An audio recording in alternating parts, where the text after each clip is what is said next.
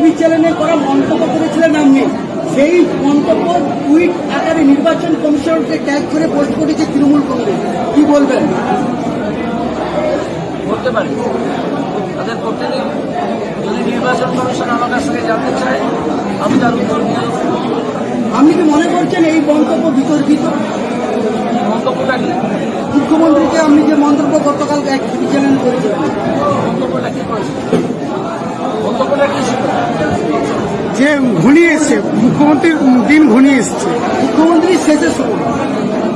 হ্যাঁ, তার দলের শেষের সময়। মুখ্যমন্ত্রী মানে তো মুখ্যমন্ত্রী নয়, মুখ্যমন্ত্রী মানে তার দল। মুখ্যমন্ত্রী কি নাম মুখ্যমন্ত্রী? মুখ্যমন্ত্রী ব্যানার্জি, তাই না? বা মমতা ব্যানার্জিও যদি বলা হয়ে থাকে, তাহলে মমতা ব্যানার্জি মানে তার দল, তার দলকে নির্দেশ করা হয়ে থাকে।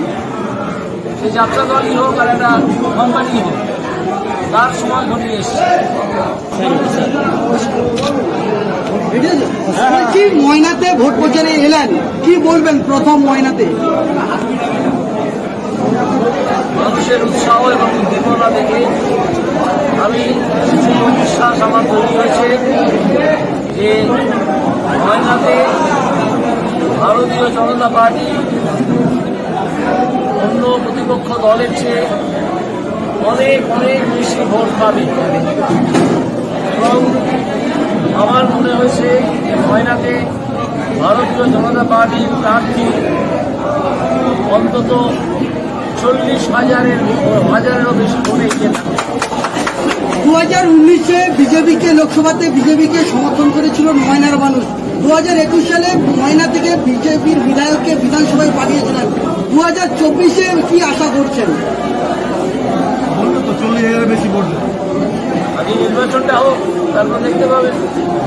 স্যার, একটা বিষয়, নারায়ণগঞ্জের খালিনা বাজার, সেখানে আপনার ছবিতে ব্যঙ্গচিত্র করে বিভিন্ন দিকে প্রচার করা হচ্ছে, কি বলবেন?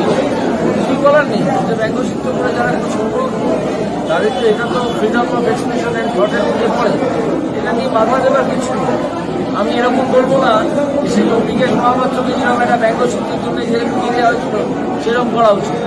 এইসব করার শরীর মানসিকতা যারা, তারা আমাদের গণতন্ত্রকে, গণতন্ত্রের ভালো খারাপ সব নিয়েই চলতে হবে।